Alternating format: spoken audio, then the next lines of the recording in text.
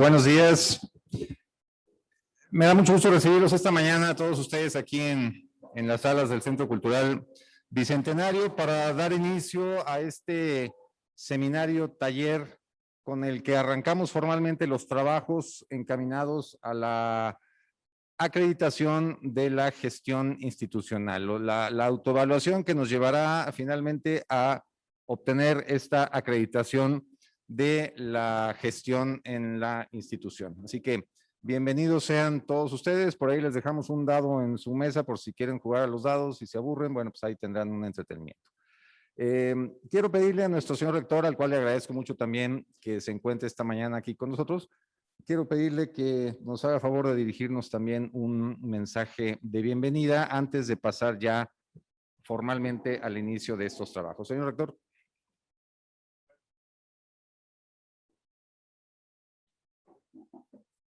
Buenos días a todos. Me da mucho gusto saludar a las personas aquí presentes, a los que nos hacen favor de seguirnos por plataforma, en este caso Zoom, y especialmente al doctor Carlos Iván Moreno Arellano, es coordinador general académico y de innovación de la Universidad de Guadalajara, que nos va a impartir una conferencia magistral en unos momentos más.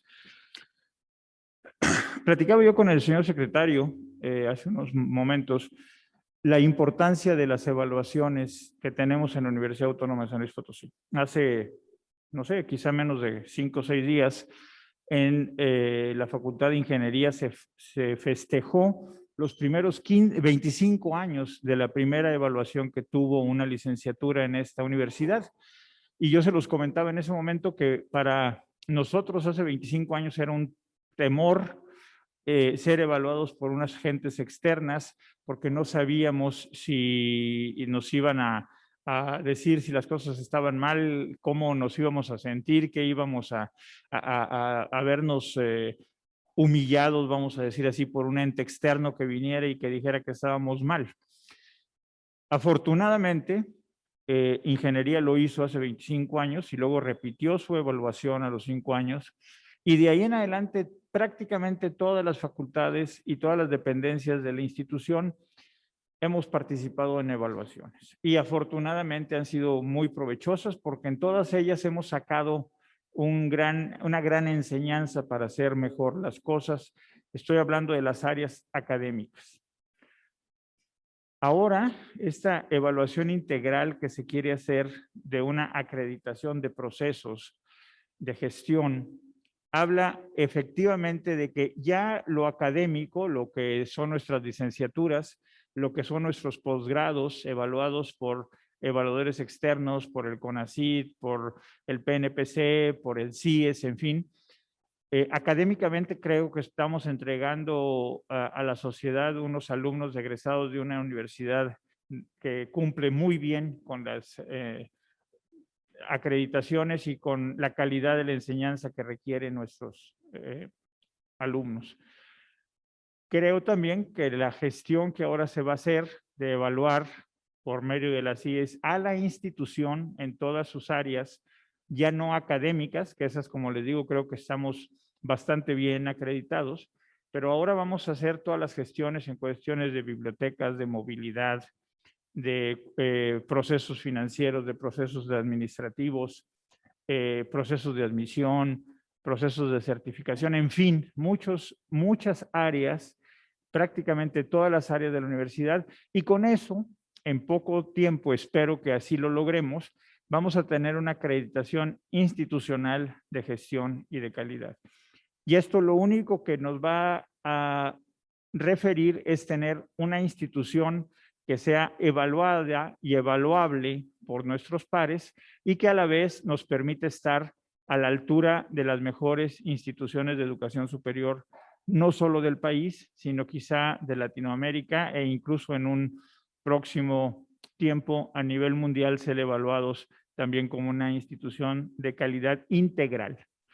Yo les agradezco infinitamente a todos su esfuerzo que están haciendo por ahora estar aquí en este proceso, los talleres que se van a llevar a cabo, que seguramente van a ser de gran enseñanza, y también estoy seguro que muchos de ustedes van a poder hacer aportaciones que van a beneficiar incluso a otras instituciones. Estoy seguro que cuando inicien estos procesos de acreditación por medio de unos evaluadores externos, también ustedes van a tener mucha capacidad de transmitir conocimientos que hacemos bien para que en otras instituciones se puedan instaurar esas políticas de hacer bien las cosas, de hacerlas con calidad. Les agradezco mucho a todos su esfuerzo, su tiempo. Sé que todos son universitarios comprometidos y estoy seguro que haremos un buen trabajo para muy pronto ser evaluados por nuestros acreditadores externos y tener esa constancia de ser una institución de calidad integral. Muchas gracias a todos, que tengan buen día y buena sesión de trabajo.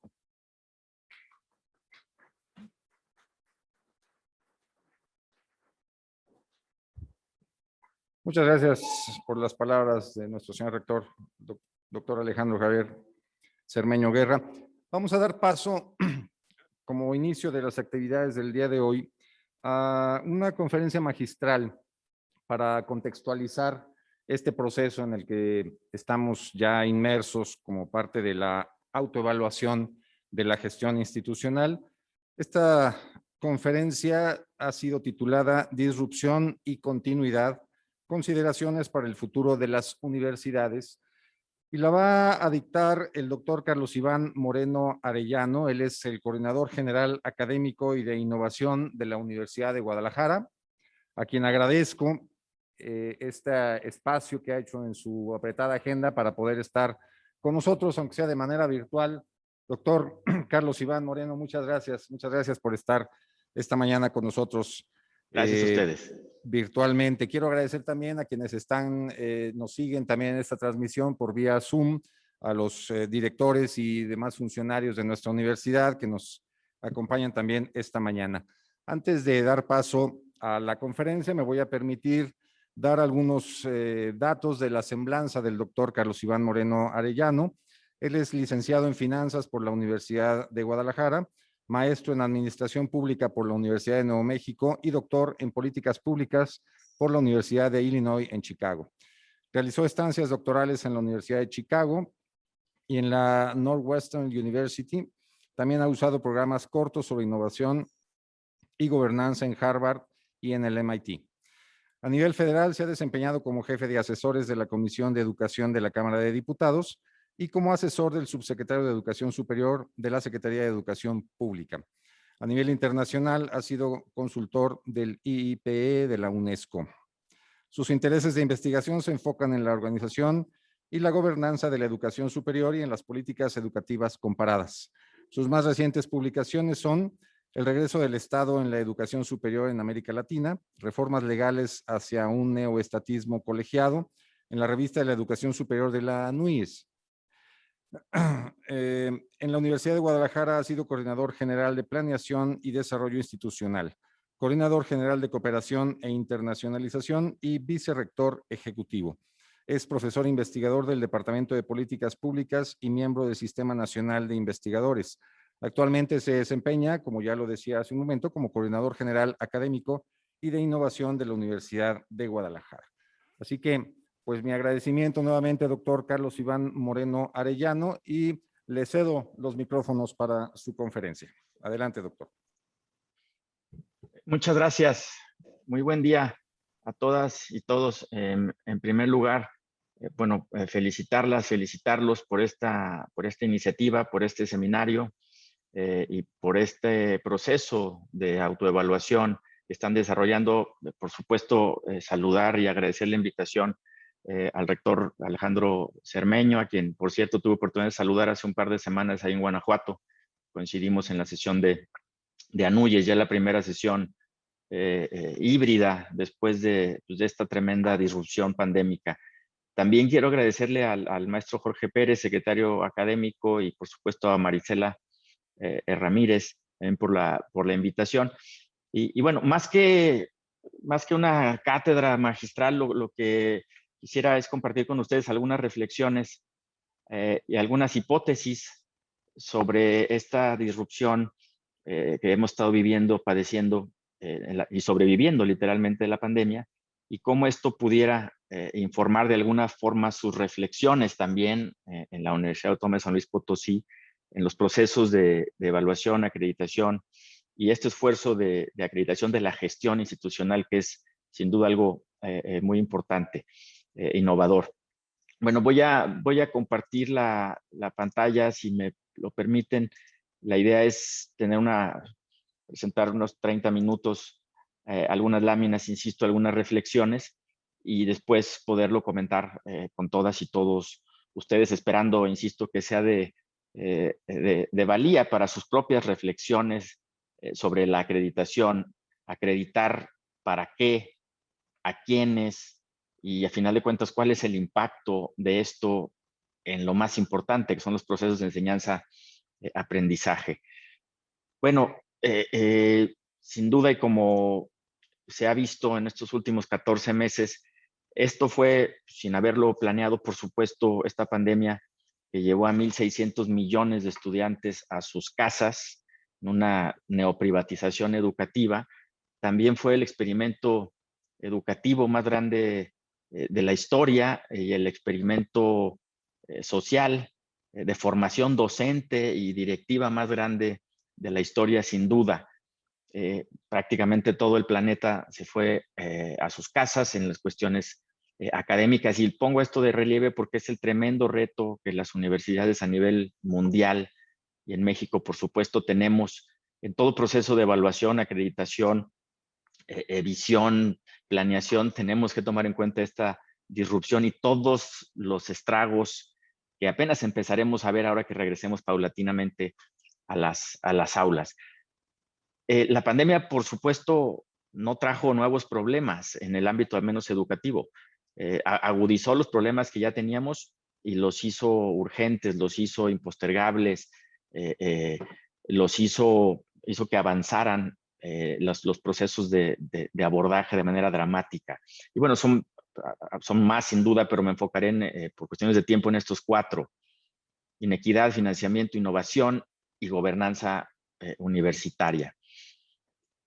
Me parece que aprendimos al menos 2 cosas, o recordamos 2 cosas con esta disrupción en la educación superior a nivel mundial. Uno, que la educación en línea sí funciona, que sí permite la continuidad de los sistemas, y lo digo porque había mucha crítica en los últimos 20 años sobre si realmente la educación en línea era una promesa de desarrollo o no, si era para todos, en fin. Entonces, por una parte se demostró y sacó a flote, por así decirlo, al sistema a nivel mundial. Sin embargo, también recordamos de manera dramática que, y ahí me gustaría su punto de vista un poco más tarde, que no es para todos o que no funciona igual para todos, por supuesto. Nos dimos cuenta, recordamos, insisto, de manera dramática, que las escuelas, los centros universitarios, los laboratorios, son igualadores sociales también, ¿sí? Y que quizás tan importantes son las prácticas académicas, tan importantes son las horas clase, las sesiones, las cátedras, como lo que sucede fuera, lo que sucede en los pasillos, lo que sucede en esta interacción espontánea. En la Universidad de Guadalajara y en prácticamente todas las universidades en América Latina, sobre todo, pues nos dimos cuenta que los estudiantes que tienen menos capital cultural son los que más sufren con la educación en línea. Por supuesto, quienes no tienen acceso a la tecnología, espacios adecuados y sobre todo capacidad de autogestión. Paradójicamente, los estudiantes con más capacidad de autogestión, con más capital cultural, son los que de alguna forma están aprovechando de mejor manera la educación en línea y para los cuales la disrupción quizás no fue tan dramática, pero los otros estudiantes son los que urge llevar a las aulas de nuevo. El reto número 1, me parece, y creo que lo estamos viendo paulatinamente en México, es volver a las aulas, es recuperar presencialidad, es recuperar algo de lo mucho que hemos perdido en esta interacción espontánea, en los aprendizajes. Y esto lo pongo este mapa lo pongo aquí de relieve porque de pronto todavía escuchamos algunos comentarios de, bueno, es que no es seguro todavía volver a las aulas, esperemos a que sea seguro. No va a ser seguro sino hasta quizás finales del próximo año o el 2023. fin, la pandemia es una enfermedad ya endémica, según la OMS. Tenemos que acostumbrarnos a convivir con este riesgo. Ya nos lo decía el doctor Alejandro Macías en esa sesión de Anuyes que hago referencia hace un par de semanas. Tenemos que aprender a convivir con este virus de la manera mucho más segura posible. Recordemos también que en la mayor parte del planeta, desde agosto de septiembre del año pasado, ya hubo aperturas. México hasta hace un par de semanas era uno de los 4 países de América Latina, solo 4 países en América Latina que no habían abierto desde marzo del año pasado. No había ningún avance en cuestiones de la apertura educativa desde el nivel básico. Ya lo hicimos y creo que las cosas van relativamente bien, al menos en educación superior. En la Universidad de Guadalajara comenzamos la semana pasada y creo que van las cosas avanzando relativamente bien. Pero recordemos todo este rezago que fuimos las escuelas, las universidades fueron las primeras en cerrar, las escuelas fueron las primeras en cerrar y van a ser, y fueron ya las últimas en abrir. Y esto también nos debe llamar a la reflexión sobre el valor y los mecanismos que le damos de importancia a la educación, incluida la básica y superior. ¿Cuál ha sido en el caso de la Universidad de Guadalajara en los distintos instrumentos de medición que hemos llevado a cabo tanto con estudiantes como con profesores? ¿Cuáles han sido algunos de los impactos? Los sintetizo aquí, es una encuesta muy, muy rica, seguramente ustedes tendrán las suyas. Casi el 70% de los estudiantes de la UDG, son 310,000, poquito menos, señalan que la pandemia les generó mucho mayor estrés, casi la mitad que afectó negativamente su avance académico, y más de un tercio que no tiene condiciones mínimas, ya no de tecnológicas y de conectividad, sino para concentrarse en su casa, silencio, privacidad. A nivel mundial, en las encuestas que se han realizado, y lo compartimos esto al menos en la Universidad de Guadalajara y supongo que en la mayor parte de las universidades, los estudiantes ansían ya volver a las aulas de alguna manera híbrida. Y eso era la siguiente parte de la presentación, un poco de reflexiones sobre este famoso modelo híbrido, lo que implica para la evaluación, la acreditación, la calidad, ¿sí? la relevancia, como ya lo decía el rector Cermeño hace unos momentos. Algo que debemos tener en cuenta, y lo estamos viviendo en México, y cualquier esfuerzo de planeación, autoevaluación, tiene que tenerlo al centro, es que los modelos de financiamiento, tanto del sistema público como el sistema privado a nivel global, están en una tremenda crisis. Creo que todavía no lo alcanzamos a ver en México porque tenemos todavía de alguna forma inercia de fondos, de fideicomisos, de presupuestos, pero esto lo comenzamos a ver ya, lo comenzaremos a ver de manera más dramática en breve. A nivel global, esto pareciera obvio, pero hay que recordarlo, los sistemas derivados de la pandemia más expuestos al mercado, los modelos más orientados a la educación privada, es donde están resintiendo fuertemente la caída del poder adquisitivo. Se espera o ya se observa a nivel internacional una caída en la matrícula ligera, insisto, en las universidades privadas, cierre de escuelas e instituciones, despido de personal académico y administrativo, fusiones en las instituciones y una muy rápida transición hacia nuevos modelos educativos, insisto, en el subsistema global privado. Un ejemplo, hicieron esta encuesta muy interesante con rectoras y rectores en universidades norteamericanas del American Council on Education, y ante la pregunta de cuáles son los temas más urgentes, el segundo tema más urgente es la viabilidad financiera de largo plazo. Casi el 65% de rectores ven la viabilidad financiera de su universidad en riesgo en el largo plazo. El largo plazo, pues decía Keynes que no nos preocupáramos por el largo plazo porque todos estaríamos muertos seguramente, pero también ante la pregunta de la viabilidad financiera de corto plazo, es decir, los siguientes meses, casi el 40%, insisto, es una muestra de casi 200 universidades norteamericanas, ve en riesgo la viabilidad financiera.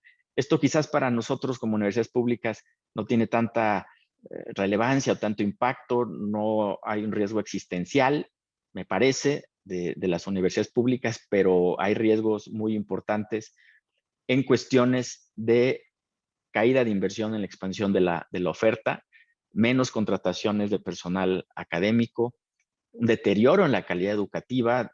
Comentaba el rector Cermeño atinadamente, pues cómo las universidades San Luis Potosí, la UDG, en fin, las más importantes, hemos avanzado en los últimos años en esta calidad.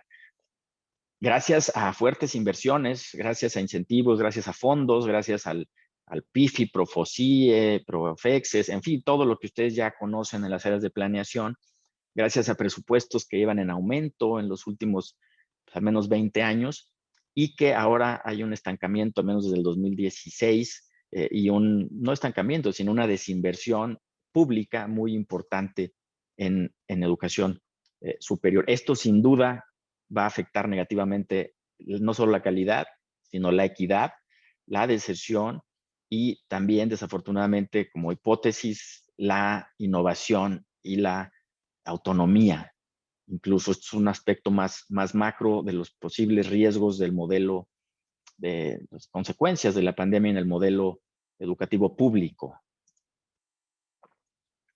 Entrando ya más en materia del tema académico, ¿cuáles eran algunos de los desafíos pre-pandemia? Ustedes seguramente los conocen, solo los recuerdo. Ya desde previo a hace al menos 10 años, se hablaba de alguna forma como en futuro, en futurismo, de la flexibilidad, adaptabilidad, que ahora ya es prácticamente el estándar durante y posterior a la pandemia. El aprendizaje omnicanal era algo que tenía que estarse recordando, ahora es obvio, es algo que vivimos todos a diario, los múltiples medios para transmitir el conocimiento. El modelo educativo del siglo XXI previo a la pandemia ya hablaba del aprendizaje modular, avanzar hacia las microcredenciales, titulaciones progresivas. Hay quienes dicen, tengo algunas dudas por supuesto, pero que en 15, 20 años el concepto de carrera universitaria, de programa académico completo va a desaparecer o ya va a ser minoritario, va a prevalecer, va a ser cada vez más importante esto de las microcredentials, microcredits, en fin. Y también esta promesa del aprendizaje a lo largo de la vida. Y esto lo hemos visto durante la pandemia. Aprendimos a desaprender y el reto es cómo identificar qué debe mantenerse transformado y en qué debemos volver a lo que hacíamos bien anteriormente. Esta lámina me gusta mucho, pareciera un poco compleja, pero la transición de los modelos académicos a los que inevitablemente las universidades tenemos que llegar es del modelo tradicional, que creo que la mayor parte de las universidades en México y América Latina todavía lo tenemos, combinado con el emergente defectuoso. Es un bloque de estudio de 18 a 30 años, luego un bloque de trabajo de 35 a 45, luego el retiro. El modelo defectuoso emergente es los mismos 18, 30 años de estudio, 20 años de trabajo y después hacemos una maestría o un diplomado o algún tipo de especialidad y creemos que ya estamos preparados para los próximos 20 años de trabajo ininterrumpido y luego un retiro, una expectativa de vida de más de 80 años. Este modelo es defectuoso, no es hacia el que el mundo va, más bien es el nuevo modelo emergente que es mucho más continuo. Se aprende no durante esos años de escolaridad formal, sino durante toda la vida. Se trabaja también, para bien o para mal, durante toda la vida. Ya no se habla de retiro, sino de salidas laterales, reinserciones, y la esperanza de vida se mantiene alta, no obstante la pandemia. Entonces, el reto de todo modelo de evaluación, de acreditación, es ver hasta qué punto estamos avanzando hacia este modelo emergente del siglo XXI o nos mantenemos en el defectuoso o incluso en el tradicional. ¿Cuáles eran antes de la pandemia? Insisto, este es un estudio del 2018 del Instituto de Valor de IBM, pero se replica en OCDE, McKinsey, en fin, UNESCO. Las principales habilidades, hablando de acreditación, de evaluación, de calidad, ¿cuáles son las principales habilidades de un egresado o en el mundo del trabajo, pero incluso también en el mundo del desarrollo social y de la ciudadanía. La flexibilidad, la habilidad del manejo del tiempo y del estrés, añadiría, trabajar en equipo, habilidades de comunicación, innovación, en fin.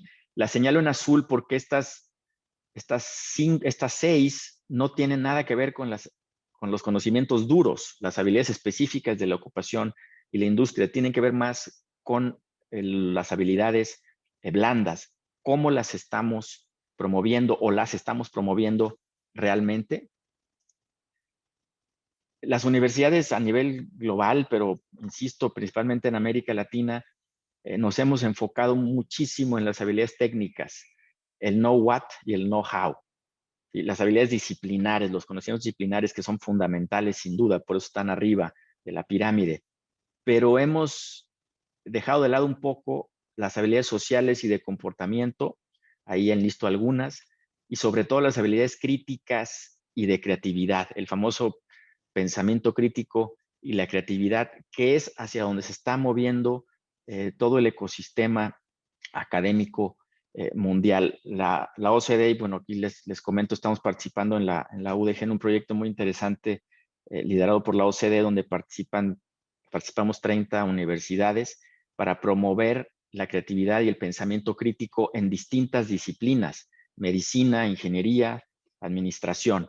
Y los resultados, bueno, estamos en el 3/4 de avance del proceso, pero cada vez más se está enfocando la evaluación de la calidad, en qué tanto nuestros estudiantes tienen estas habilidades de comportamiento social, habilidades blandas y sobre todo de pensamiento crítico y creatividad. Esto nos obliga a cambiar de paradigma de manera paulatina en las universidades públicas y privadas en nuestro país, sin duda. Esto que les presenté era pre-COVID. En las pocas encuestas, pero muy interesantes, estudios que se han publicado en las últimas semanas, meses, se replican también o se acentúan incluso en cuestiones del futuro del trabajo. Este es un estudio de McKinsey muy interesante de finales del año pasado, principios de donde se demuestra o se reafirma que los trabajadores o los mercados laborales van a demandar muchas más habilidades sociales, emocionales y tecnológicas que incluso en el pasado, y serán muy bien pagadas. Hablando de este concepto que no es el único ni la más importante misión de la universidad, pero es sin duda relevante la empleabilidad. ¿Cuáles son algunas de las profesiones o de las áreas de trabajo que, según también este estudio de McKinsey, están creciendo derivado de la pandemia y se van a acentuar al 2030? Bueno, es obvio, asistentes en salud, no profesionales médicos, sino principalmente asistentes en salud para personas mayores, para ayudantes, o sea, physician assistants, telemedicina, etcétera. Las áreas STEM, por supuesto, ingeniería, tecnología, ciencias, profesionales de la salud, es decir, los médicos, administradores también por alguna razón, habría que estudiar un poco más a fondo esto, pero también los creativos y gestores artísticos, que me pareció muy, muy relevante en estos distintos países de la gráfica. Entonces se reafirma en estos diversos estudios qué áreas van a crecer y sobre todo la importancia de las habilidades blandas. Esto debe estar en la discusión de cualquier proceso, insisto, de evaluación, acreditación, de calidad, ya sea de programas o institucional. Entro ya a la segunda parte de la presentación, ya de manera muy concreta sobre algunas hipótesis y algunos planteamientos sobre esto de lo que todo el mundo estamos hablando ahora en el mundo del modelo híbrido.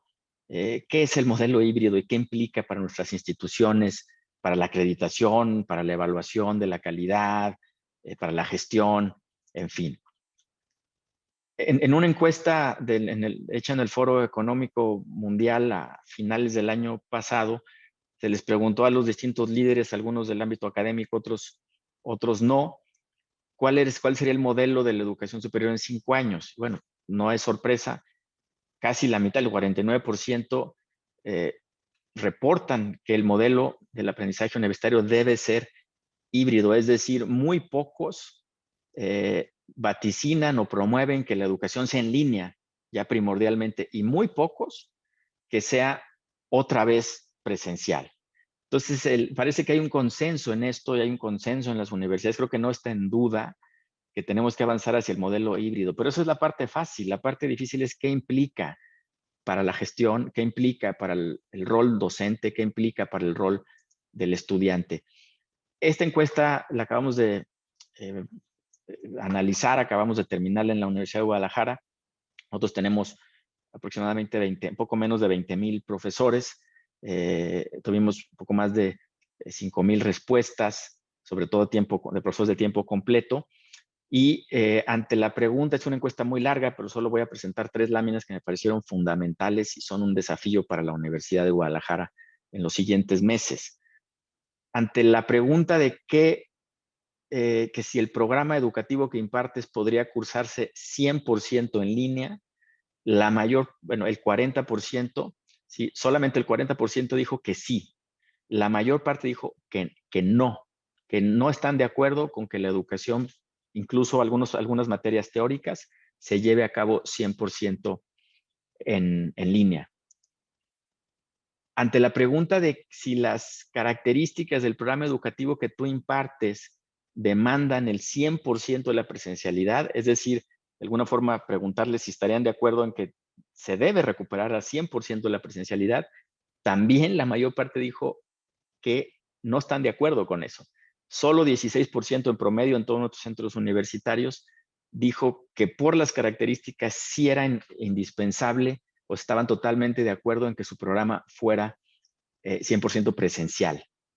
Es decir, y esto es la lámina que lo complementa, casi el 90% de nuestros profesores y profesoras están absolutamente de acuerdo con que la universidad debe transitar hacia mezclar de manera inteligente y eficaz la educación en línea con la educación presencial. ¿Qué significa esto? Insisto, para los procesos de gestión, para los procesos de evaluación, incluso los procesos de gobernanza.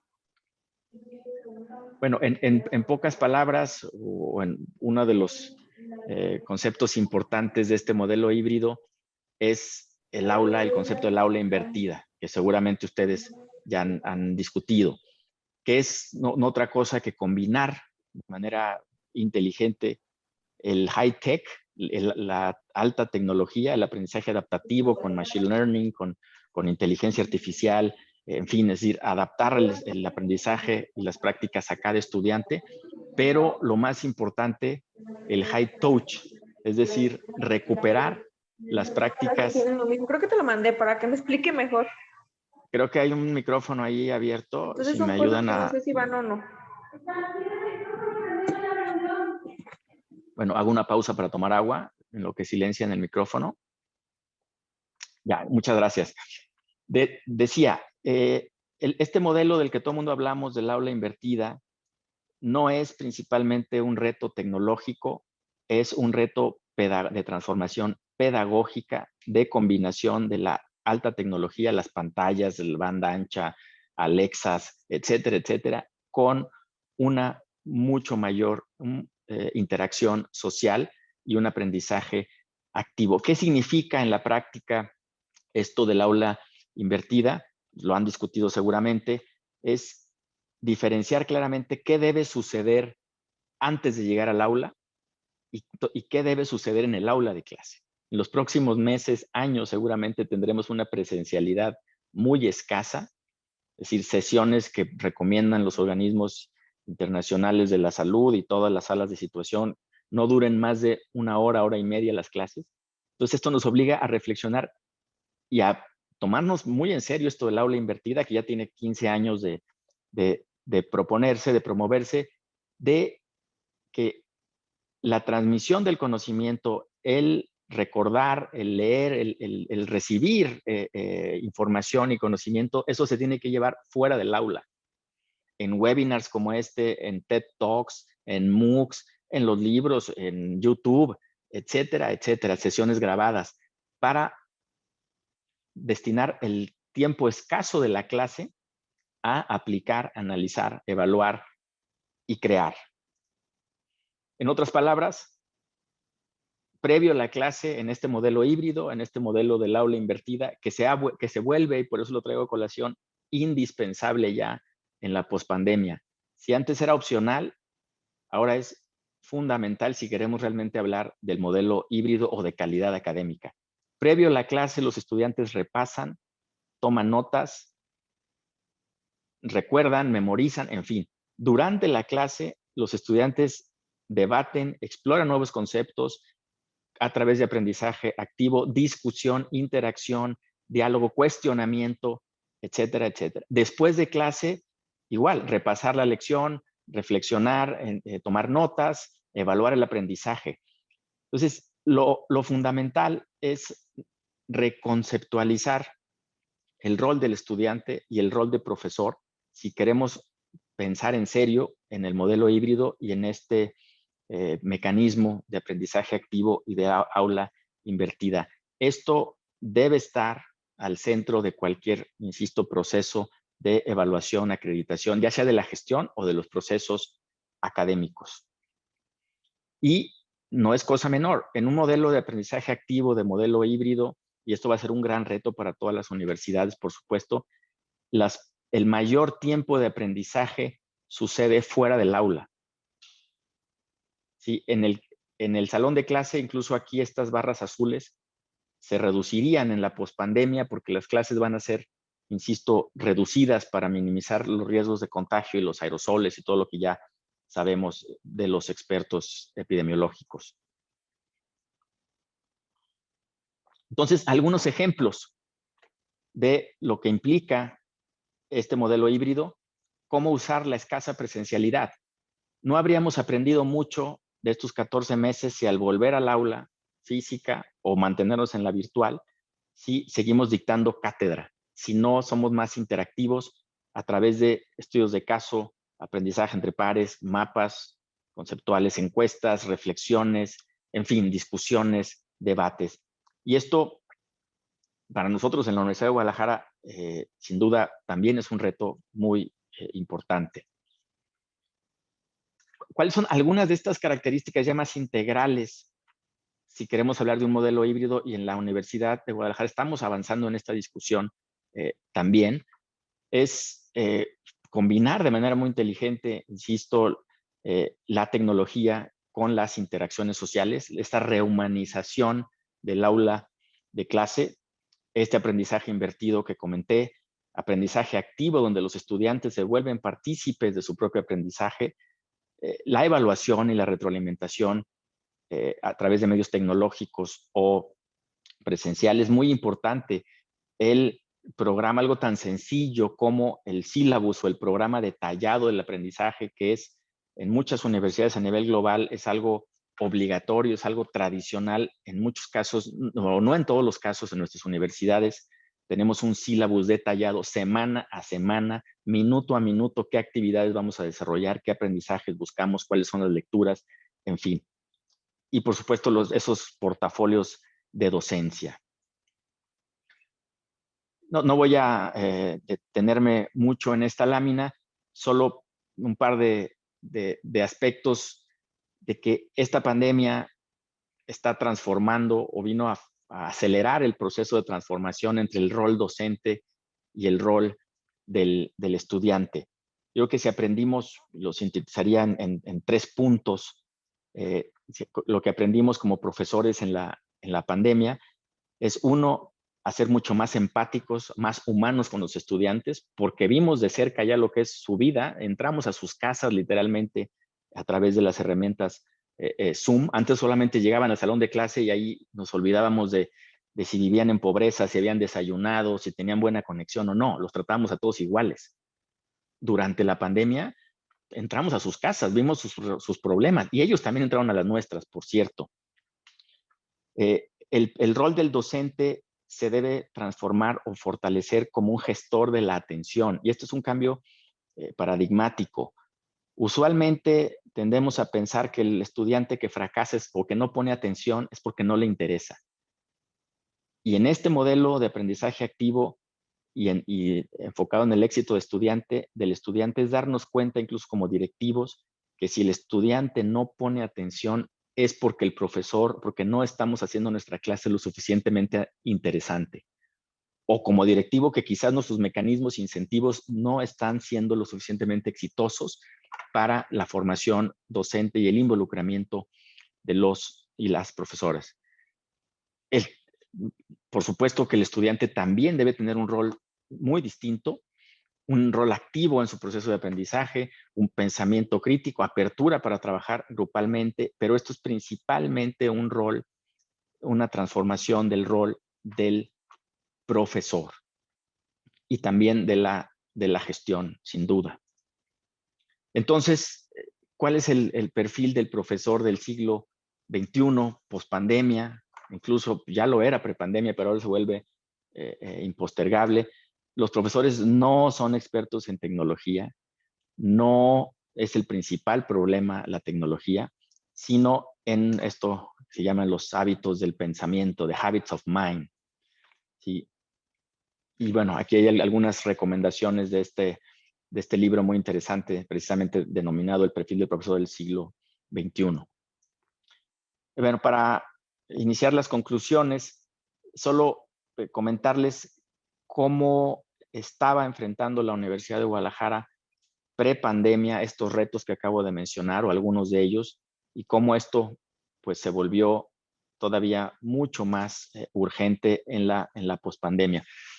Nuestro rector general, doctor Ricardo Villanueva, desde principios del año pasado, desde el inicio de la administración, a mediados del 2019, comenzamos con una reingeniería de la Universidad de Guadalajara basado en diversos temas. Lo sintetizo aquí en 4 de los que me parecen más importantes: la innovación, la investigación, la internacionalización y la cultura. Es decir, iniciamos una reestructuración o una profundización, mejor dicho, del modelo de red universitaria, en donde como premisas, menciono estas 4, insisto, como ejemplo hay algunas más, es poner al centro los procesos de formación y transformación docente, la educación continua, los medios digitales para el aprendizaje. La Universidad de Guadalajara tiene un sistema de universidad virtual muy exitoso, pionero, desde los 80s, ¿sí? Uno de los más importantes.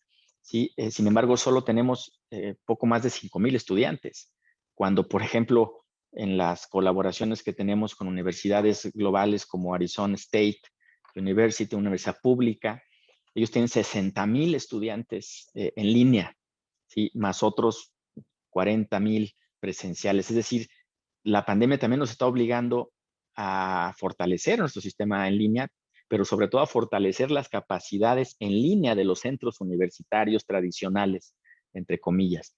También la reingeniería fortaleció el ámbito de la investigación, de la transferencia tecnológica.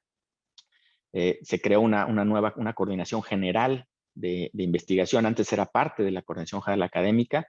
También se está apostando al aprendizaje global, a la internacionalización en casa y a la vinculación de los procesos internacionales con los procesos de formación docente y de innovación. Y un tema muy importante que ha insistido nuestro rector, doctor Villanueva, es la UDG, por supuesto, es un referente no solo nacional, sino internacional de la cultura, ¿sí? Y de las artes, pero necesitamos fortalecer también que esa cultura esté más cerca de las escuelas e incluso emane de las propias escuelas, centros universitarios. En fin, esto es un poco cómo estamos afrontando en la universidad estos procesos pre-pandemia, pero que ahora se vuelven todavía mucho más urgentes. Termino con algunas reflexiones, algunas hipótesis sobre la gobernanza. El cambio es sin duda irreversible, es obvio, el cambio irreversible en nuestros estudiantes, en nuestros profesores. Decía al inicio que esto fue el experimento educativo más grande de la historia. Nuestros estudiantes están expuestos a las mejores charlas, a las mejores conferencias, a los mejores webinars, a las mejores mentes del planeta de manera gratuita, de manera asincrónica, de manera inmediata, de manera permanente. El cambio ya sucedió en nuestros estudiantes, principalmente en nuestros profesores. El reto de la gobernanza es si nos vamos a transformar o si estamos obligados a transformarnos de manera disruptiva, si podemos hacer eso, si debemos hacer eso, o de manera incremental, con innovación un poco más pausada, sistemática. Hay algunas hipótesis que he por ahí comentado con José Joaquín Brunner en algunas charlas, que coincidimos en algunos temas, otros no tanto, pero sí, esto es, insisto, una hipótesis. Las innovaciones disruptivas, estos grandes cambios se van a dar como en muchos otros ámbitos, principalmente en los polos de desarrollo, en estas universidades de clase global, estas universidades pequeñas, multimillonarias, elitistas. Ahí sí podemos esperar cambios estructurales, nuevos mercados, las microcredenciales, las titulaciones progresivas, los nanocréditos, en fin, todo esto se espera que pueda suceder de manera más rápida en este tipo de universidades. En el sur global, en América Latina, en nuestro país, se anticipa, y no lo digo de manera, pues, lo digo con optimismo, lo digo de manera lo más neutral posible, no con connotación negativa, vamos a enfocarnos más en la innovación incremental. ¿Sí? Y esto creo que también tiene algo muy positivo. El financiamiento público es dominante y hay muchas resistencias organizacionales, jurídicas incluso, y no a nivel universitario solamente, sino a nivel contexto país. Ya me dirán cuál es su punto de vista y podemos discutirlo un poquito más tarde. ¿Qué pasará con las universidades? Tomando esta hipótesis o este planteamiento de Brunner de los polos de desarrollo y de la periferia. Bueno, las universidades, las world class, famosas, las universidades de élite, que son muy selectivas, que presumen a cuántos dejan fuera, y como Harvard, Oxford, MIT, en fin, no presumen, nosotros presumimos en San Luis, en Guadalajara, a los que dejamos, a los que ingresamos, no presumimos a los que dejamos fuera, ¿sí? Entonces nuestro paradigma es distinto. Estas universidades que tienen muchísimos recursos, concentran el talento, son muy pequeñas, ahí sí se anticipan cambios muy disruptivos en la gestión. ¿Sí? Se habla por ahí, este académico de Stanford, Scott Galloway, plantea en un artículo muy interesante sobre estas universidades cyborg, donde se anticipan, lo dice Galloway, alianzas, yo tengo mis dudas, pero alianzas entre Google y MIT o Apple y Stanford, imagínense Amazon, UCLA, Amazon Cambridge, para ofertar cursos empaquetados a millones de personas. Entonces, esto puede ser un escenario, habrá que ver. ¿Cuál es el escenario para nuestras universidades en América Latina? Aquellas llamadas macrouniversidades o mesouniversidades como, bueno, San Luis Potosí tiene 32,000 estudiantes aproximadamente, es una universidad grande para estándares internacionales, no una macro de 300,000 como algunas, como la UNAM, como Sao Paulo. ¿Qué se espera para estas universidades públicas? Bueno, más estabilidad, insisto, un poco más de incrementalismo. No hay condiciones, me parece, pero esto también puede ser una hipótesis provocadora. No hay condiciones, me parece, ni debemos aspirar a la disrupción, al cambio, a la disrupción digital. Tenemos una gobernanza compleja, tenemos un balance entre la vocación de la docencia y la investigación, entre el servicio, la responsabilidad social y la excelencia, y sobre todo por el propio tamaño, estructura y gobernanza, tendemos y buscamos la estabilidad política, que no es cosa menor en cualquier universidad. Tercera hipótesis, ¿qué pasará con las universidades medianas, pequeñas, de prestigio medio, principalmente privadas? Estas universidades en México y en el resto del mundo sí están en riesgo de desaparecer. Se dedican principalmente a la docencia, tienen muy poca o nula investigación, dependen en un prácticamente 90-100% de la matrícula, de los pagos de matrícula, tienen una lógica de mercado, una menor oferta académica. En este segmento sí se están viendo ya cierres, fusiones, ¿sí? O cambios muy dramáticos en las lógicas del mercado académico. Y cerraría pues preguntándonos cómo figura México en este contexto global. ¿Sí? En estas tendencias, la meta establecida por el presidente de la República en el Plan Nacional de Desarrollo es de llegar al 50% de la matrícula, por ejemplo. Esto implica 1 millón de estudiantes más. Francamente, pues no se ve cómo se vaya a lograr esta meta. Tenemos una nueva Ley General de Educación Superior que tiene aspectos muy positivos, como el tema de la autonomía, ¿sí? Como el tema del impulso a la gobernanza más federalista, por ejemplo, pero tiene aspectos también que me parece, estando de acuerdo en el fondo, muy problemáticos. El tema de la obligatoriedad, el tema de la gratuidad, que esto sí se nos va a convertir en un asunto, porque no hay recursos que compensen estos mecanismos de generación, lo que le llamamos en las universidades públicas recursos autogenerados. No existe ese fondo y muy difícilmente se va a aprobar. Veremos ahora con la nueva composición de la Cámara. Están desapareciendo los fondos, desaparecieron los fondos extraordinarios, ¿sí? Que fueron, como lo dije hace unos momentos, fueron uno de los grandes impulsos con todos los vicios que pudieran tener a la evaluación, a la acreditación, a la calidad, ¿sí? A la internacionalización, al equipamiento. Estos fondos prácticamente ya desaparecieron. Solo quedan de 12 fondos, 13 fondos que prevalecían en 2016. Queda solo un fondo extraordinario, que es el programa PRODEP. Tuvo un recorte del 50% para este año. Mi intuición es que este fondo también, o este programa, está ya en vías de extinción. Entonces, ¿cómo vamos a enfrentar las universidades públicas esta tremenda disrupción sin fondos extraordinarios, sin palancas de desarrollo, con presupuestos que están a la baja desde el 2016? Se habla por ahí en los cálculos que hemos hecho una desinversión de alrededor de 26,000 millones de pesos del 2016 a la fecha, es decir, las universidades públicas estamos operando con 26,000 millones de pesos menos que lo que operábamos en el 2016. ¿Cómo enfrentar esta disrupción en un contexto de tanta escasez? Y bueno, termino con algunas reflexiones que me parece que tenemos que poner al centro de cualquier proceso de evaluación, de acreditación, de gestión, que estamos obligados, lo deseemos o no, a reducir la dependencia del subsidio público, porque seguirá a la baja. Tenemos que apostar por programas más cortos, educación continua, no solo por cuestión de recursos, sino por cuestión de relevancia. Demostrar todos los días, es muy importante para la gestión, el valor público y social de la universidad, a los actores sociales, a los actores políticos, a los actores empresariales. Si no estamos demostrando constantemente por qué es valiosa la universidad, va a haber cada vez más crítica en ese sentido.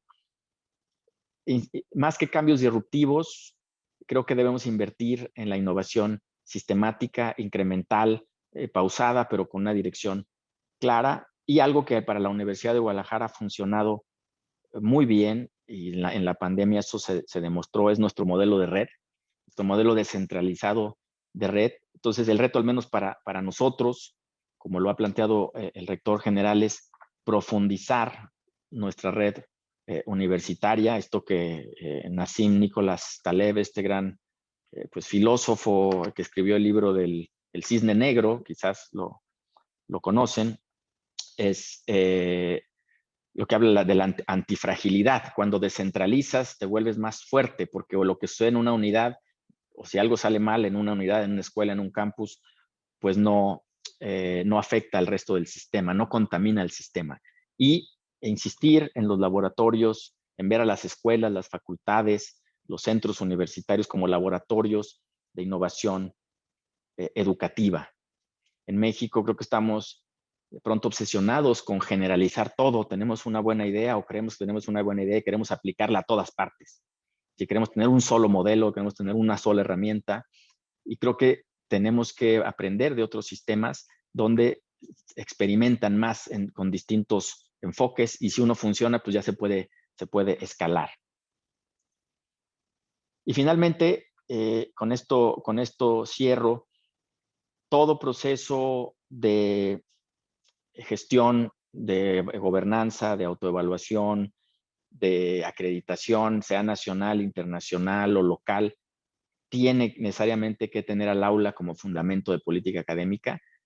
Todo proceso debemos de preguntarnos, y en eso estamos reflexionando mucho en la Universidad de Guadalajara, tenemos que preguntarnos toda política interna o externa, cómo impacta lo que sucede en el aula de clase, directa o indirectamente. Si no ponemos el aula al centro de toda la política académica, creo que podemos perdernos en los insumos, en los procesos, y lo comentaba hace algunas semanas en otro foro, en la Universidad de Guadalajara, y creo que San Luis Potosí igual, tenemos 90 y tantos % de nuestros programas acreditados, si no es que el 100%. Y en muchas ocasiones no sabemos qué sucede en el aula de clase. No sabemos qué están aprendiendo los estudiantes. No sabemos cómo están aprendiendo los estudiantes. No sabemos cuáles son esas dinámicas, pero estamos acreditados, ¿sí? Entonces tenemos que poner esto al centro de manera autocrítica. Si no podemos responder ante la pregunta de cómo impacta esto en el aula, creo que estamos o seguimos enfocándonos en los insumos, en algunos procesos, pero no en los resultados, en las interacciones. Entonces, no podemos ser los mismos después de la pandemia, eso queda clarísimo, es ya algo tan obvio de tanto repetirse.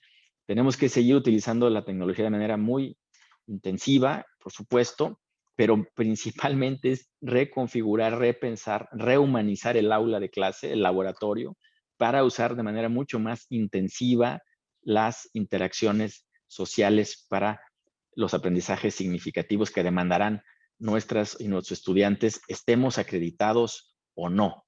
Entonces, les agradezco mucho la invitación, insisto, y quedo a sus órdenes. Me encantaría tener algún diálogo con todas y todos ustedes. Muchas gracias.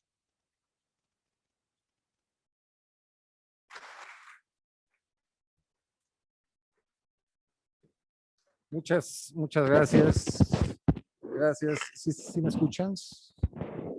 Gracias al doctor Carlos Iván Moreno por esta interesante charla que acabamos de tener con usted y que vierte conceptos que sin duda alguna nos pondrán a reflexionar sobre los retos que nos esperan en los próximos años en nuestra institución, en instituciones de educación superior como la nuestra. Y bueno, pasamos ahora a una breve sesión de preguntas y respuestas. Si hubiera alguna pregunta por parte de nuestro público aquí asistente o del público que está conectado por Zoom, pues adelante, por favor.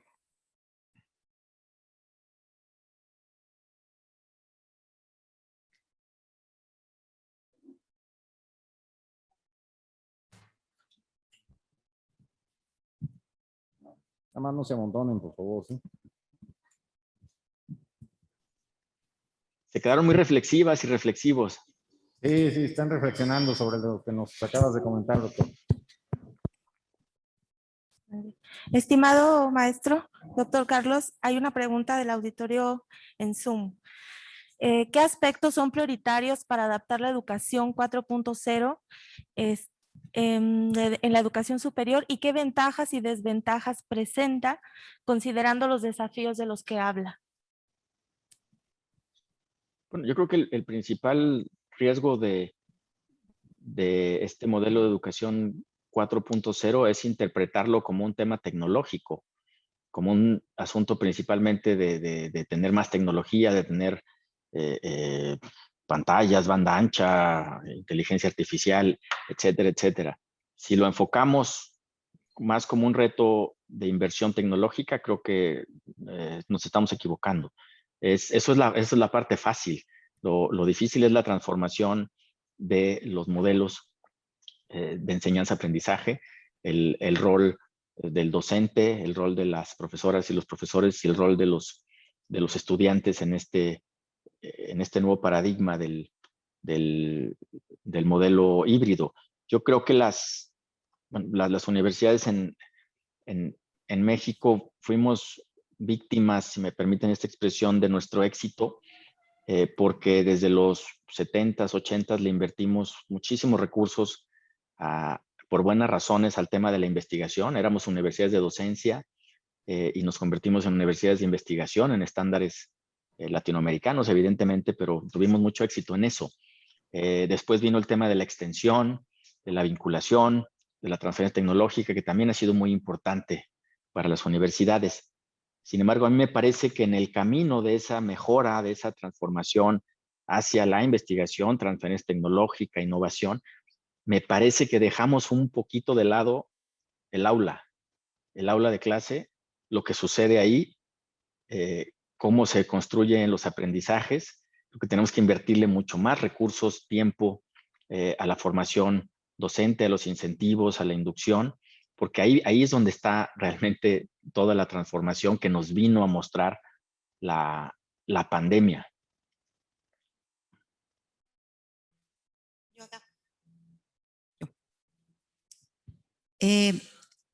¿Cuál es? Bueno, la pregunta es, nosotros al igual que ustedes tenemos diferentes áreas de enseñanza, las áreas de las ciencias biomédicas, las áreas de las carreras que son meramente teóricas. Me parece percibir que las áreas teóricas son un poco más fáciles de migrar hacia estos modelos híbridos o mixtos. Sin embargo, ¿cómo están resolviendo ustedes en la Universidad de Guadalajara la situación de prácticas o las carreras que requieren mucho tiempo en laboratorio por parte de los muchachos? ¿Cuál es la estrategia que van o que están tratando de implementar para poder suplir ese tiempo que tienen que estar los estudiantes en laboratorios o en prácticas presenciales?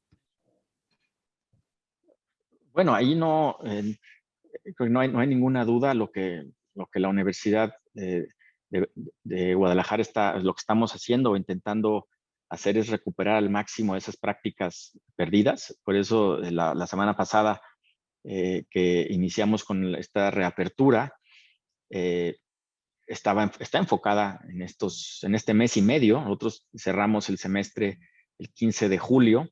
Sí, lo recorrimos un poco, lo retrasamos un poco al inicio de este año, precisamente para poder aspirar a cerrarlo al menos este mes y medio con algo de presencialidad, porque es innegable que hay un rezago tremendo, sobre todo en áreas prácticas, en ingenierías, en ciencias de la salud, por ejemplo, odontología, incluso en áreas de las artes. Entonces ahí, pues por lo pronto, la tecnología no ha mostrado cómo sustituir esto y es cómo lo estamos afrontando en la universidad, pues acelerando el paso en esta reapertura lo más que se puede y de la manera más prudente y cuidadosa para que los estudiantes ya vuelvan a los laboratorios. Ahí no hay discusión. Los estudiantes deben estar en los laboratorios, deben estar en las prácticas.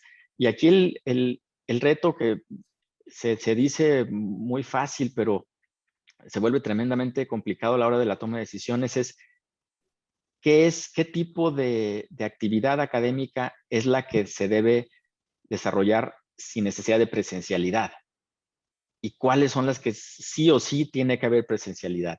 Es obvio que en las clases prácticas, no obstante que hay ya simulaciones muy interesantes de realidad aumentada y demás, pero las clases prácticas tienen que estar en los laboratorios físicamente.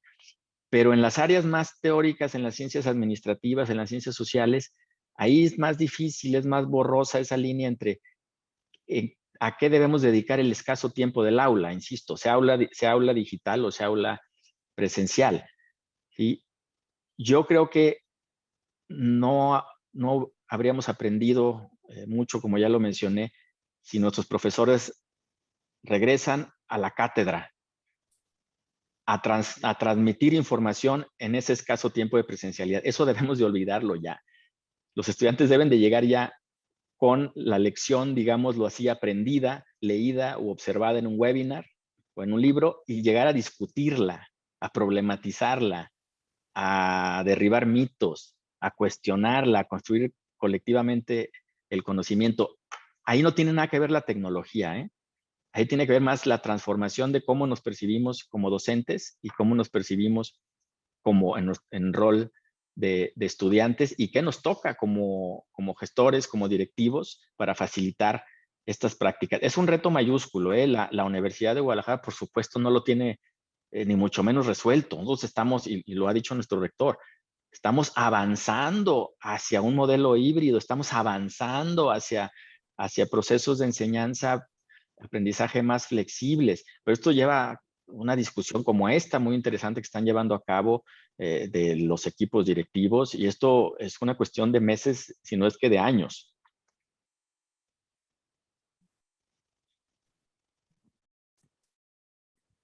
Gracias. ¿Alguien más? ¿Alguna pregunta, algún comentario? Doctora Mauri. Gracias. Gracias, Carlos. Gusto saludarte. Por ahí El hemos gusto es mío. coincidido en algunos foros. Bueno, una pregunta quizá difícil en este momento, porque evidentemente cada institución, cada subsistema incluso deberá tener su propia estrategia para no detenernos, como bien lo has mencionado en la presentación. Y la pregunta concretamente es, y esto tiene que ver con los recursos, es ¿en qué debemos invertir las instituciones de educación superior? Pues lo anticipaste muy bien, una pregunta muy difícil. A ver, yo lo que diría, no puedo, no sabría yo, o sea, no sería tan ambicioso para decir en qué debemos invertir o visionario en ese sentido. Lo que sí puedo quizás poner sobre la mesa es en qué no hemos invertido lo suficiente. Y creo que no hemos invertido lo suficiente en procesos de formación docente, de inducción, de reaprendizaje, incluso también soy autocrítico en selección de nuevas y nuevos docentes. Si tenemos que invertirle más tiempo a ese proceso y creo que más recursos. De pronto, las universidades pensamos que el tema solo es de tecnología, como ya lo mencioné, y es principalmente, creo que esa es la parte sencilla. Sin duda implica un esfuerzo tremendo, pero comparado con la transformación del perfil docente, se vuelve fácil. Contaba Michael Sandel cuando tuvo una charla en la FILE con Yuval Harari, este profesor Sandel de Harvard y Yuval Harari que todo el mundo conocemos. En esta charla que tuvieron en la virtual en la FIL, comentaba Sandel que en una ocasión él invitó a su clase en Harvard a James Watson, premio Nobel de medicina, que decodificó el DNA, ¿no? Y estaba explicando él a los estudiantes de Sandel, pues qué es lo que en qué estaba investigando actualmente Watson. Dice, bueno, yo actualmente estoy investigando en cómo intervenir directamente en las conexiones neuronales para aumentar la inteligencia de las personas, o al menos nivelarla. Dice, bueno, ¿y eso para qué? Bueno, pues para que puedan enfrentar de mejor manera los retos del mundo tan complejo. Y un estudiante muy hábil, muy inteligente, le pregunta, oiga, doctor Watson, ¿y no sería más fácil reconocer los distintos niveles de inteligencia de la gente y mejor impulsar sociedades más justas que permitan que todo el mundo pueda tener éxito? Y dijo, pues sí, pero eso es lo difícil. Esa parte es la más difícil porque implica interacciones sociales, implica política. Entonces es más fácil, ¿sí?, alterar genéticamente las conexiones neuronales que lograr sociedades más justas, de acuerdo a este planteamiento de Watson. Lo podemos extrapolar así, es mucho más fácil invertir grandes cantidades de recursos en tecnología que transformar el rol y la conceptualización docente y del estudiante en el aula de clase y en el laboratorio. Gracias, doctor. Creo que hay alguna pregunta por ahí en el público por Zoom y después el maestro Roberto Llamas. Así es. Hay una pregunta para usted, doctor Carlos. Si se trata de reducir la dependencia del financiamiento público y del pago de colegiaturas, ¿qué estrategia ha utilizado su universidad para lograr este objetivo? Sí, justo esa la estaba leyendo, esperando que no me la hicieran, ¿verdad? Pero no, muy buena pregunta. Bueno, estamos en ese proceso porque, a ver, hay dos problemas ahí que incluso se comentaba, lo comentaba atinadamente el rector Cermeño en la reunión de la NUYES, y lo hemos comentado en la Universidad de Guadalajara con nuestro rector.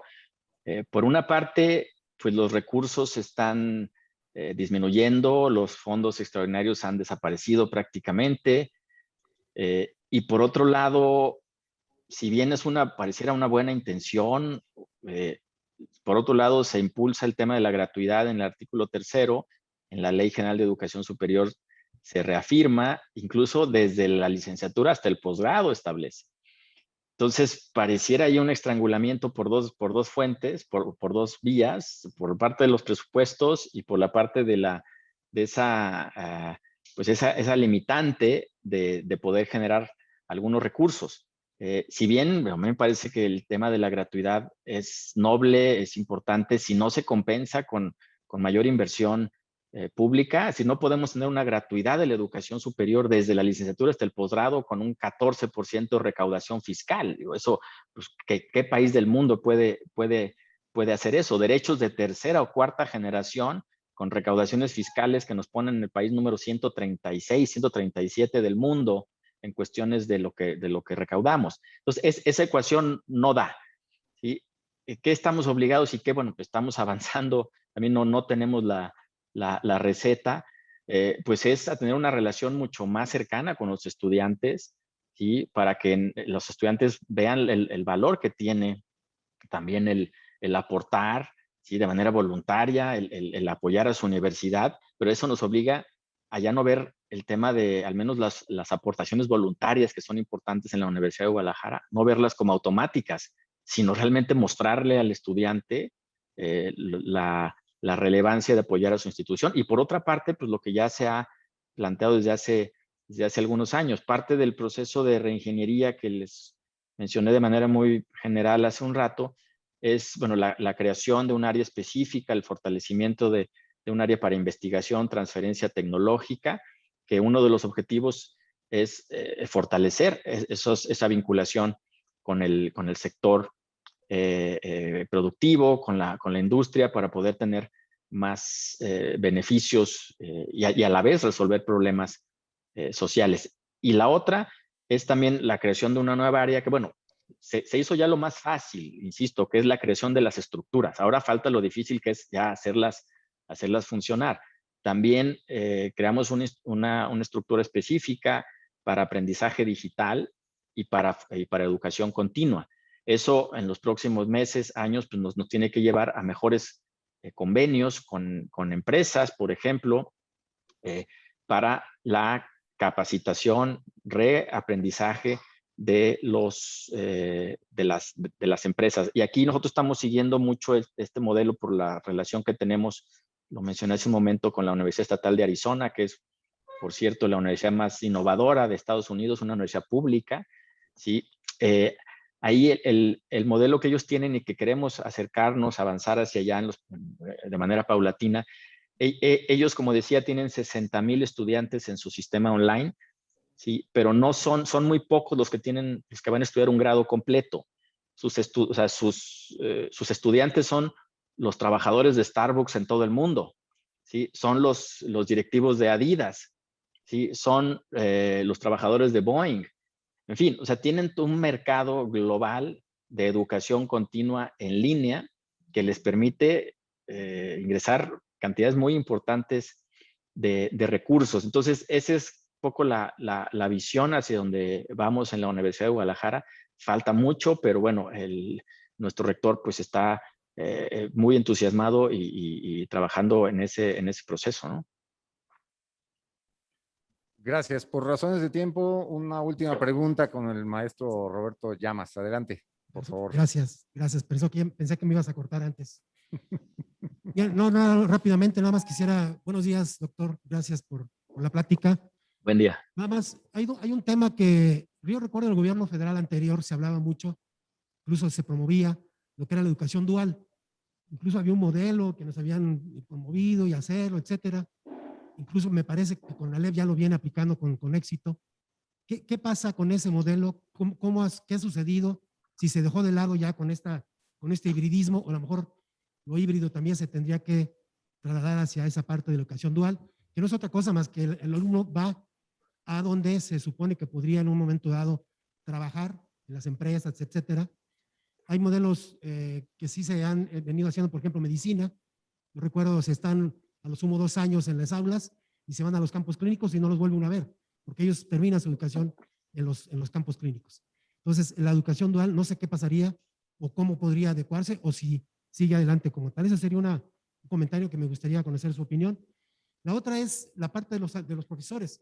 A mí me toca ver los profesores en cuanto a que asistieron y no, y pagarles, en pocas palabras. Entonces, de pronto la Auditoría Federal viene y me dice, tienes un profesor que está en ingeniería y viene de tales a tales horas. Ok, perfecto. A ver, vamos a ir a verlo. Oiga, pues, ¿qué cree? Que no está porque está virtualmente. Él está en México, en Guadalajara, en otro lado. Entonces, también hay que cambiar, creo yo, los programas educativos y los espacios de formación para decir, hay una virtualidad que también es permitida, porque si no lo tenemos ahí, la auditoría nos va a decir, pues tiene que estar aquí, ya nos pasó, tiene que estar aquí porque aquí dice que está en el aula, pero si el aula ya no existe, pues ya no va a estar ahí. Y bueno, nada más, ya no quiero hablar más, agradecerle muchísimas gracias por su colaboración, gracias. Muchas gracias. Bueno, empezaría por la segunda comentario, pregunta. Sí, coincido plenamente contigo, por eso una de las hipótesis de la presentación es que pues, en nuestro sistema, en nuestras universidades, muy difícilmente podremos ver esos cambios disruptivos. Es justo por esto que acabas de mencionar, porque para este tipo de cambios, este tipo de transformaciones estructurales y de gobernanza, se requiere también la flexibilidad, el apoyo, el acompañamiento, los incentivos de los gobiernos, de las naciones incluso. Entonces, si no hay una flexibilización, si no hay una reconfiguración de todo el tema, y no solo de las auditorías o de los entes que auditan de manera externa, sino también de manera interna. Todavía en nuestras universidades tenemos esa práctica de la firma, de asistencia, de la revisión, la supervisión de las clases, en fin, físicamente.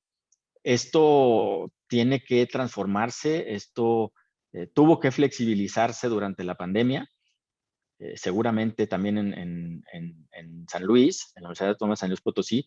No podemos regresar, me parece, a esos mismos esquemas rígidos, ¿sí?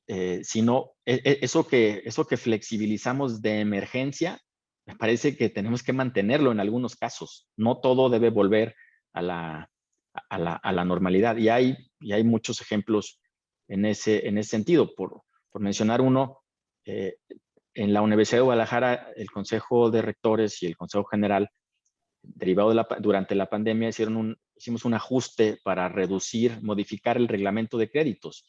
Tenemos un mandato de que un estudiante para ser regular tenía que inscribirse en 30 créditos mínimo, que son 4 o 5 clases, depende el área.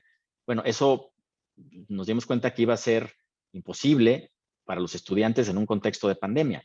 Entonces, quitamos esa limitante de manera, insisto, emergente, extraordinaria, y nos dimos cuenta que eso fue pues una gran solución temporal, porque ni más ni menos que 30,000 estudiantes, es decir, casi la totalidad de los estudiantes de su gran universidad en San Luis, 30,000 estudiantes de la UDG se pudieron registrar en menos de 30 créditos. Algunos en una sola materia, otros en 2, para poder o cuidar a sus papás o trabajar, en fin, ¿sí? O manejar mejor su estrés por la pandemia, el encierro, la ansiedad. Bueno, esos casi 30,000 estudiantes, si no se flexibiliza ese requerimiento, muy probablemente se hubieran dado de baja, no hubieran podido con 4 o 5 materias. Entonces, la pregunta acá que nos debemos hacer es, hasta dónde eso tiene que mantenerse o tiene que volver a esa rigidez. Igual con el control de asistencias, igual con la evaluación, etcétera, etcétera. Y el reto ahí es estar muy claros y autocríticos de qué es interno y en qué tenemos que hacer una labor pedagógica, incluso con las propias entes que auditan, porque es un hecho que también vivimos y padecemos auditorías, todo lo quieren incluso en papel, con firma, autógrafa, etcétera, etcétera. Entonces eso en un mundo que ya cambió, de poco a poco tiene que ir evolucionando. Pero esos son los principales obstáculos por los que yo creo que no debemos pensar tanto en disrupción, sino en incrementalismo. Y lo del modelo dual, bueno, es más importante que antes, ¿sí? No lo mencioné ya por cuestiones de tiempo, pero el modelo híbrido, el modelo del aula invertida, pues también tiene componentes para fortalecer, o también puede ser utilizado para fortalecer ese modelo dual, que es más de colaboración con la industria. Ahí yo solo comentaría una buena experiencia que tenemos en la Universidad de Guadalajara, porque por diversas cuestiones a la Universidad de Guadalajara le fue donada o cedida a una universidad politécnica que se llamaba la Universidad Politécnica de la Zona Metropolitana de Guadalajara, en Tlajomulco. Ahora es el nuevo campus Tlajomulco de la Universidad de Guadalajara. Bueno, esa universidad esta Universidad Politécnica tenía años desde su creación con el modelo dual.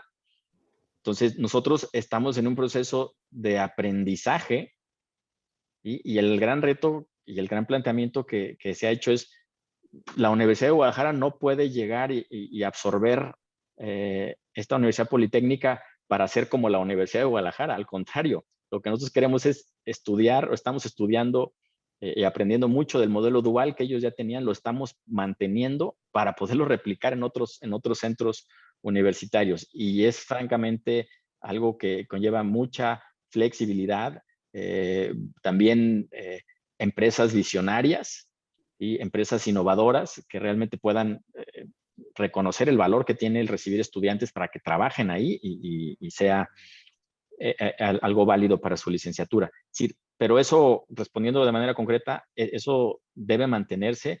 Ya no hay tantos incentivos federales, pero no importa. Las universidades tenemos suficiente creatividad, autonomía para seguirlo impulsando. Gracias, doctor. Bueno, pues creo que este planteamiento que nos ha presentado hace unos momentos el doctor Carlos Iván Moreno, pues queda para la reflexión entre el adoptar procesos disruptivos o procesos graduales, que bueno, finalmente en sus conclusiones el doctor se decanta por llevar mejor una gradualidad. Sin embargo, bueno, habrá que pensar que esta pandemia nos obligó a entrar en procesos altamente disruptivos para nosotros. Y creo que eso, sin afirmar que nos cayó como anillo al dedo, como dirían los clásicos, pero creo que fue benéfico en muchos aspectos para nuestra institución. Así que bueno, pues queda para la reflexión. Doctor Carlos Iván Moreno, no me queda más que agradecerle en todo lo que vale, a nombre del señor rector y de todo su equipo de trabajo que está aquí presente, su disposición, su disponibilidad para dedicarnos esta mañana a esta interesante charla que pues sin duda alguna nos hará entrar en un gran proceso de reflexión. Y bueno, vamos a hacerle llegar este reconocimiento que bueno, de manera virtual lo tenemos aquí presente, aquí en el frente. Me voy a permitir darle lectura. La Universidad Autónoma de San Luis Potosí otorga el presente reconocimiento al doctor Carlos Iván Moreno Arellano por su participación como ponente en la conferencia Disrupción y Continuidad, consideraciones para el futuro de las universidades, en el marco del seminario taller para la autoevaluación, seguimiento y acreditación institucional de las funciones de la gestión institucional, y firma nuestro señor rector, el doctor Alejandro Javier Cermeño Guerra. Muchas gracias, doctor Carlos Iván Moreno, por su participación en este evento. Al contrario, muchísimas gracias a ustedes. Saludos al señor rector, muchas gracias por la invitación. Y bueno, nomás reiterarles que me deben la invitación allá a San Luis. En la próxima me dará gusto estar allá con ustedes para tomar un café real. De perdido un mezcal y unas enchiladas potosinas. No, bueno, no lo quise decir yo, pero adelante. Quedamos en eso. Muy bien. Muchas gracias. Si nuestros participantes que están conectados en Zoom encienden sus cámaras, por favor, para que se pueda tomar la fotografía.